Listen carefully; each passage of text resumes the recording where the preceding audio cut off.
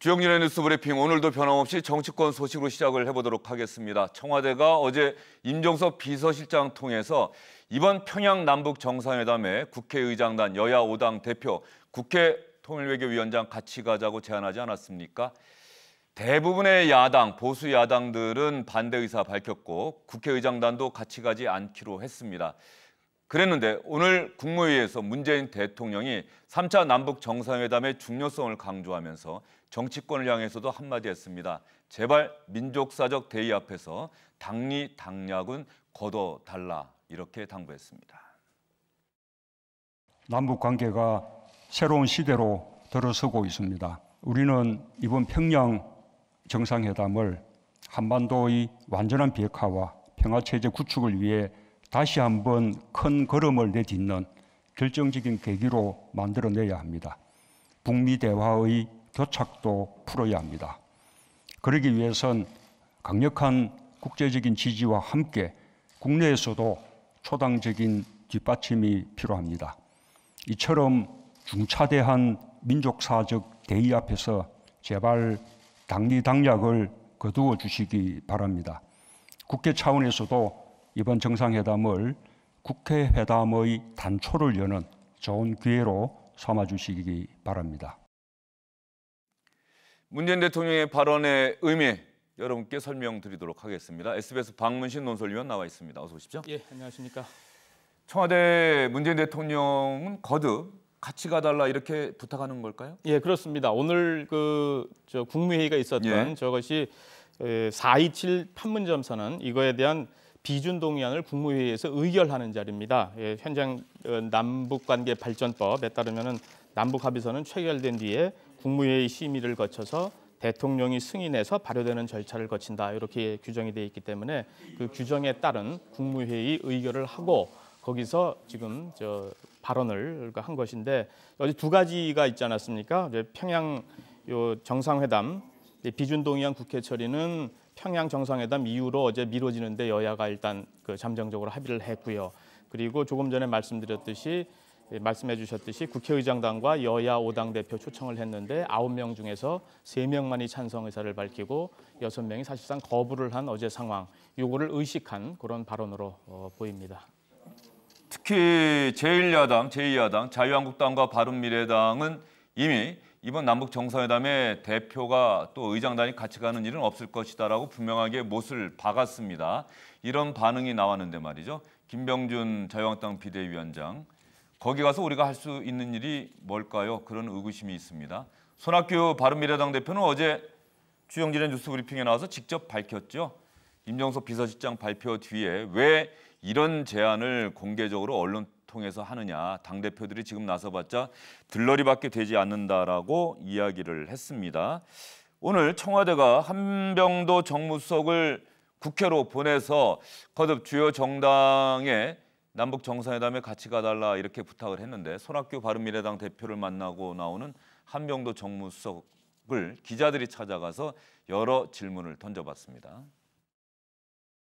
비핵화하고 평화를 진전시키는데 좀 좋은 계기가 됐으면 좋겠고, 좀 내용에 충실했으면 좋겠다, 이런 말씀해 주셨습니다. 아니요, 뭐 사과 말씀 이런 말씀보다도 오늘은 좀 이 정상회담이 정말 성과 있는 회담이 됐으면 좋겠다는 바람의 말씀 좀 해주셨고요. 그렇고 뭐 이제 언론을 통해서 이렇게 발표된 것에 대한 그런 좀 아쉬움도 말씀을 하셨습니다. 뭐 참석하지 않겠다는 당이 있고 또 참석을 하시겠다고 하는 당이 있어서 참석하시겠다는 당을 배제할 수는 없잖아요. 그래서 그 모시고 가는 쪽으로 지금 생각해야 될 것 같습니다. 이 내용 자체가 정상회담을 앞두고 야당을 압박한다거나 이런 건 생각 자체를 할 수가 없는 거죠. 그리고 이 정상회담을 앞두고 어떤 뭐 여당의 이익이나 뭐 야당의 어떤 정치적인 이해관계를 티끌만큼도 생각한다는 것 자체가 넌센스죠. 정말 중체대한 이런 역사적 전환기에 국민의 뜻을 하나로 모으는 어떤 그런 순수한 의도라고 보시면 되겠습니다. 내일이랑 만나요. 네, 한번 말씀을 드려보고, 오늘은 지방 출장 때문에 도저히 일정이 안 됐어요. 예, 손학규 바른미래당 대표는 뭐 언론 통해 발표한 데 대해서 아쉬움 나타냈다고 한병도 수석이 얘기했다고 한다면 손학규 대표가 강한 뭐 불쾌감 내지는 유감을 나타냈다 이렇게 볼 수가 있겠네요. 예, 그렇게 봐야 될 것 같습니다. 그리고 조금 전에 이제 한병도 수석이 얘기한 것 중에서 몇 가지 이렇게 주요한 발언들이 있습니다. 예를 들면 대통령의 사과 말씀, 아쉬운 말씀, 그리고 참석하는 당을 배제할 수는 있겠냐, 뭐 이런 정도가 나오는데 이 대통령의 사과 말씀이라는 것은 청와대가 이번 일을 어제 그러니까 그 일을 추진함에 있어서 사전 조율도 없이 그 상대당에 대한 기본적으로 정치적 배려가 부족하지 않았느냐 이런 그 비판을 받은 데 대한 얘기를 하는 것 같고요. 아쉬운 말씀이라고 표현한 것은 그럼에도 불구하고 결과적으로 국회의장단이나 다른 야당들 특히 그 자유한국당과 바른미래당이 거부를 한 것 요거에 대한 아쉽다는 얘기인 것 같고 참석하는 당을 배제할 수 있겠습니까? 라고 얘기를 한 것은 9명을 대상으로 해가지고 그 제안을 한 것 중에서 긍정적인 반응이 온 곳이 3군데 아니겠습니까? 저기 평화당 그리고 정의당 그리고 민주당 이렇게 있는데 이 3군데는 그냥 평행 정상회담을 함에 있어서 같이 동행하겠다라는 뜻 이렇게 3가지로 나눠서 이렇게 볼 수 있지 않을까 생각이 됩니다. 어제 청와대 임종석 비서실장의 발표에 대해서 아마도 같이 가지 않기로 한 정당에서는 강한 불쾌감을 드러낸 것 같습니다. 그런데 평양에 갈 의사가 있다 이렇게 밝힌 정의당 이정미 대표도 어제 청와대의 제안 그 방식에 대해서는 문제가 있었다는 인식을 나타냈네요. 이번 제안 과정에서 의장단, 제 정당 대표의 동행 방북이 초유의 일인 만큼 사안의 중대성을 감안하여 충분한 사전 조율이 필요했습니다. 일각의 주장처럼 어차피 안 될 일을 제안이나 하고 보자는 것이 아니었다면 더 세심하고 적극적인 사전 동의 과정이 필요했습니다. 지금이라도 긴밀히 만나 설득하고 이번 방북에서 입법부의 위상과 역할을 분명히 만들어가야 할 것입니다. 특히 국회의장단의 참여를 거듭 요청하고 그것이 어렵다면 문희상 의장의 동의 아래 국회를 대표하는 분의 참여로 이후 국회회담을 추진할 수 있도록 해야 할 것입니다. 청와대가 이런 야당의 반응을 예상했으면서도 왜 공식적으로 그 기자들 앞에 서서 임종석 비서실장이 발표했을까? 왜 청와대가 그랬을까? 시점상으로 남북 정상회담 합의가 된 지가 이미 지난주인데 왜 어제 발표를 했을까? 뭐 이런 여러 가지 궁금증들이 있는데 청와대는 뭐라고 설명합니까? 일단 진짜 궁금합니다. 궁금한데 청와대가 딱 떨어지는 설명은 지금 못 하고 있는 건데 결과적으로 보면 아무래도 청와대가 일처리가 서투르고 굉장히 좀 배려가 없었다. 이 점에는 다 공감을 하는 것 같습니다. 그러니까 긍정적 의사를 밝힌 그 정의당 이정미 대표도 저렇게까지 얘기를 하는 그런 상황이고 또 하나는 그 실질적으로 보수 야당의 경우에 관점에서 보게 되면은 지금 들러리라는 표현을 자꾸 쓰지 않습니까?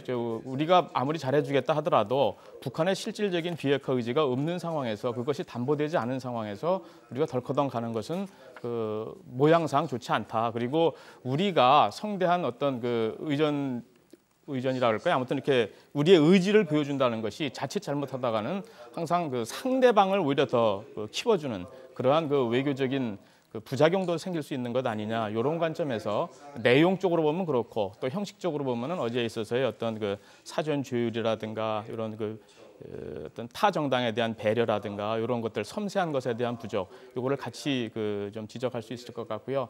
그리고 이정미 대표가 얘기한 국회회담 이것은 오늘 국무회의에서 실제로 문재인 대통령이 국회 차원의 국회회담으로 더 발전돼서 나가길 바란다라는 표현으로다가 그 국회에 대한 일종의 당부죠. 그런 것들을 추가적으로 언급을 했습니다. 예. 임종석 비서실장이 오늘 주영진의 뉴스 브리핑 시작되기 직전에 자신의 페이스북에 글을 하나 올렸습니다.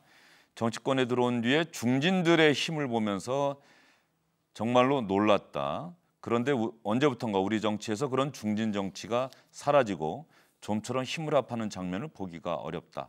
즉 조정과 타협, 나눌 건 나누고 합할 건 합해내는 능력에 자신은 놀랐는데 이제는 그런 정치가 보이지 않는다. 지금 공교롭게 주요 정당의 대표들이 다 우리 정치의 원로급 중진들인데 희망의 근거를 보여주는 그런 정치를 하셨으면 좋겠다. 당리당략과 정쟁으로 어지러운 한국 정치에 꽃할배 같은 신선함으로 우리에게 오셨으면 한다. 이런 당부의 글을 올렸는데 이 글을 보는 자유한국당, 바른미래당 또 다른 정당들 대표들의 생각은 어떨까 궁금하기도 합니다. 여전히 좀 임종석 실장에 대해서도 좀 비판적인 의견을 가질 것도 같습니다. 또 이렇게 덜컥 글을 올리고 마치 자신들은 희망의 근거를 보여주는 정치를 안 하는 것 같은 뭐 그런 느낌을 받을 수도 있지 않을까 싶습니다. 임종석 실장의 그 말 자체는 뭐 맞는 말이죠. 예. 맞는 말인데 문제는 남북 정상회담 준비위원장 자격으로다가 어제 그 발표를 한 거 아닙니까? 예. 그럼 그 발표한 것에 대해서 결과가 안 좋았으면은 그 결과를 어떻게 더 좋게 다시 만들 것인가 이런 것들에 대한 고민이 조금 더 선행될 필요가 있지 않나 하는 그런 아쉬움은 있습니다. 예, 조정과 타협, 사전 조율을 먼저 한 다음에 발표를 하는 것이 옳으냐 아니면 어제처럼 발표한 다음에 조정과 타협을 해 나가는 것이냐. 청와대와 보수 야당들의 생각이 좀 달랐던 것 같습니다. 문재인 대통령 이야기를 하나 더 해볼까요? 어제 이 주영진의 뉴스 브리핑에서 주목한 부분은 외국 정상들이 우리나라를 방문하면 보통 청와대에서 공식 환영 행사가 있지 않습니까? 그런데 문재인 대통령 어제 조코 위도도 인도네시아 대통령 우리나라 국빈 방문하고 있는데 공식 환영 행사를 청와대가 아닌 고궁에서 열었습니다. 바로 창덕궁이죠? 예, 그렇습니다. 창덕궁 우리 조선 궁궐 중에서는 지금 유일한 유네스코 세계 문화유산입니다. 아마 공식 예. 환영식이 창덕궁에서 개최된 것은 아마 처음이 아닌가 싶은데요. 전에 한번 경복궁에서 열린 적은 한번 있었던 기억이 나고 그리고 밤에 창덕궁을 무슨 환영 리셉션 예, 그렇습니다. 같은 환영 리셉션이라든가 아니면은 특히 그 퍼스트 레이디들이 이제 그 아름다운 장소로 해가지고 일부러 찾아오는 그런 행사는 있었습니다만은 공식 행사 지금 의장대 사열하는 곳이 그 이제 창덕궁의 정전이죠. 그 이제 인정전 앞에서 이제 의장대 사열을 하고 전통 의장대가 창덕궁에서 저런 행사를 하니까 딱 맞아 떨어진다, 보기 좋다 이런 생각이 드네요. 예, 그렇습니다. 그리고 실제로 뭐 우리 문화유산을 좀 알리는 그런 그 또 다른 그 부수적인 효과도 있는 것 같고요. 또 실제로 작년 11월 달에 문재인 대통령이 인도네시아 순방을 했을 때 그때 그 보고루궁이라고 하는 곳을 갔었는데 그때 조코이 대통령이 굉장히 여기에 대해서 긍지를 가지고 자랑스럽게 얘기를 많이 했었다 그래요. 예. 그래서 그것도 하나의 장소 선택에 또 다른 그 참고가 되지 않았나 이렇게 생각이 됩니다. 문재인 대통령이 인도네시아 조코 위도도 대통령에게 창덕궁이 어떤 곳입니다라고 그 의미를 직접 설명하기도 했습니다. 문재인 대통령이 고궁 안내사 같은 역할도 했네요. 조선시대 또 임금들이 직무를 보기도 하고 또 근처로 삼기도 하고 또 외국의 사신들을 접견하기도 하고 또 신하들과 함께 특징을 공유했던 그런 장소입니다. 한국의 정원 가운데 가장 아름다운 한국을 대표하는 그런 정원입니다.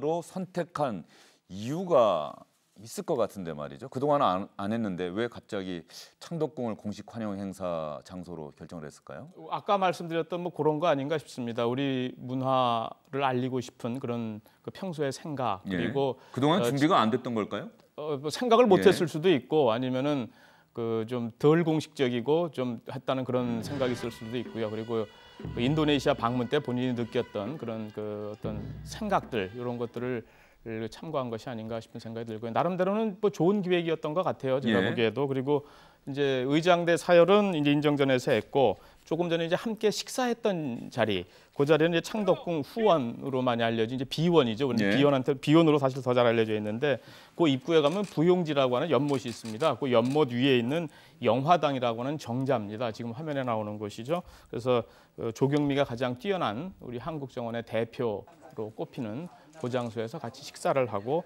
얘기를 나누고 있는 그런 상황이고요. 창덕궁이 그러니까 조선시대 임금들이 경복궁 말고요. 경복궁이 불이 타고 나서 상당히 200년, 300년 동안 조선시대 임금들이 직접 국정을 펴던 곳인 거죠?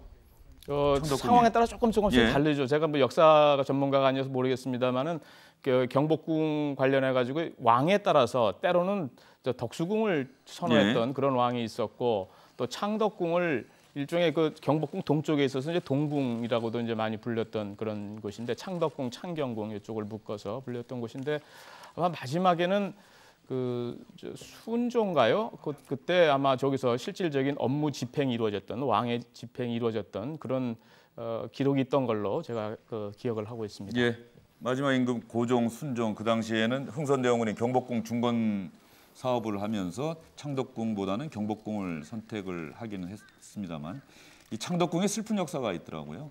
대한제국이 없어지는 한일합방 그 조약이 체결된 곳이 바로 창덕궁이라고 합니다. 예, 그렇습니다. 슬픈 역사를 간직한 창덕궁이긴 합니다만 우리나라 전통 궁궐의 아름다움을 간직한 대표적인 또 궁궐이기도 하고 창덕궁에서 외국 대통령을 환영하는 공식 환영식 행사하는 것 그렇게 나빠 보이지 않습니다. 앞으로도 적극적으로 활용했으면 좋겠다는 생각이 들고요. 이 조코위 대통령 우리나라 방문한 동안 상당히 여러 행사를 했는데 인기가 정말 대단한 인도네시아에서는 동대문 시장도 방문하고 동대문 시장에서도 상당히 많은 상인들 시민들의 뜨거운 환영을 받았다고 하던데. 예, 동대문에서도 동대문 그 디자인 플라자라고 DDP라고 알려진 아주 유명한 곳이죠. 곳이죠. 그곳에서 자기 아들의 그 옷을 사고 뭐 이렇게 또 시민들과 주고도 여기 대화도 주고받고 농담도 주고받고 기본적으로 굉장히 소탈한 대통령으로 많이 알려져 있죠. 목수 아들로 태어나가지고 61년생이어서 저 오바마 대통령하고 나이가 동갑입니다. 그러다 보니까 그 아시아의 오바마라고도 한때 세계 언론들이 지칭을 한 적도 있었는데 산골 마을에서 태어나가지고 최초의 직선제 정권 교체를 이룬 그런 대통령이죠. 그리고 한국에 대해서 굉장히 관심이 많습니다. 우선 딸이 그 슈퍼주니어의 팬이다 보니까 본인이 딸하고 같이 슈퍼주니어 공연을 2차례나 봤다고 얘기를 하고 있고 또 그런 관점에서 그 DDP 방문도 이렇게 이루어진 것 같고 오늘은 오전에 또 박원순 시장하고 청계천을 가는 일정을 잡았더라고요. 본인이 주지사 시절에 자카르타 주지사 시절에 강 하나를 복구할 그런 부상이 있었는데 못했다. 그러면서 이 청계천을 한번 좀 그 모델 케이스로 삼아보겠다. 이런 취지로 또 청계천까지 방문하고 굉장히 문재인 대통령이 지금 화면 보니까는 뭐 조코위 대통령을 상인들에게 직접 소개도 하고 말이죠. 정말 아마 조코위 대통령도 상당히 만족해했을 것 같고요. 제가 기사 보니까 김정숙 여사가 인도네시아 대통령 부인의 옷을 하나 사면서 계산을 문재인 대통령이 하려고 했더니 먼저 제가 했습니다라고 하고 또 문재인 대통령은 조코위 대통령이 아들들의 옷인가요? 티셔츠를 샀더니 그 돈을 또 대신 지불하고 그래서 상인들에게 소개도 하고 인도네시아 관광객들이 앞으로 동대문 시장 많이 올 것 같다. 조코위 대통령이 왔으니까 그런 얘기도 했던 기억이 납니다. 문재인 대통령과 인도네시아 대통령 부부가 어젯밤 동대문 시장을 방문해서 함께 구경도 하고 둘러보고 쇼핑도 하는 장면이 화면에 나가고 있습니다. 조코위 대통령 아시안게임 개막식 때 보니까는 정말로 우리가 상상했던 것 이상으로 인기가 좀 대단했던 것 같아요. 그렇죠. 아시안 게임 때 최근 아마 시청자 여러분들께서는 좀 보셨을 것 같아요. 우선 개막식 때 그 오토바이 타고 들어오는 장면. 물론 그 전까지는 이제 대역을 썼습니다. 대역을 쓰고 했던 장면이지만 그 오토바이 타고 들어오는 장면이 있었고 폐막식 때는 참석을 못했습니다. 인도네시아의 다른 곳에 롬복이라고 하는 지역에서 그 지진이 발생을 해가지고 그 지진 때문에 폐막식에는 참석을 못하고 이제 영상으로다가 대체했던 장면들도 마찬가지로 폐막식에서 저희들이 봤던 기억이 있고요. 그래서 어제 그 정상회담 때라든가 이런 공식 일정에 보게 되면은 아시안 게임 때 그 태권도 품새에서 금메달을 딴 선수, 인도네시아가 딴 이번 그 인도네시아 아시안 게임의 첫 번째 메달이었는데 그 선수가 같이 참여한다든가 또 그리고 그 아시안 게임 때 그 나왔던 그 아이돌 그룹 있지 않습니까? 이제 슈퍼주니어하고 아이콘 요 두 그룹의 그 반응이라든가 이런 것들은 정말 아시아의 자랑이었다라는 그 표현을 한다든가 해서 굉장히 한국과 한국 문화에 대한 애정 이런 것들을 공식적인 자리에서 또 이렇게 또는 일반 우리 국민들과 만나는 자리에서 스스럼 없이 밝히는 그런 대통령의 모습을 보여준 것 같습니다. 네, 인도네시아 대통령 부부가 우리 슈퍼주니어 멤버들과 함께 셀피를 찍는 사진, 그 사진도 여러분 보셨습니다. SBS 박문신 논설위원이었습니다. 수고 많으셨습니다. 수고하셨습니다.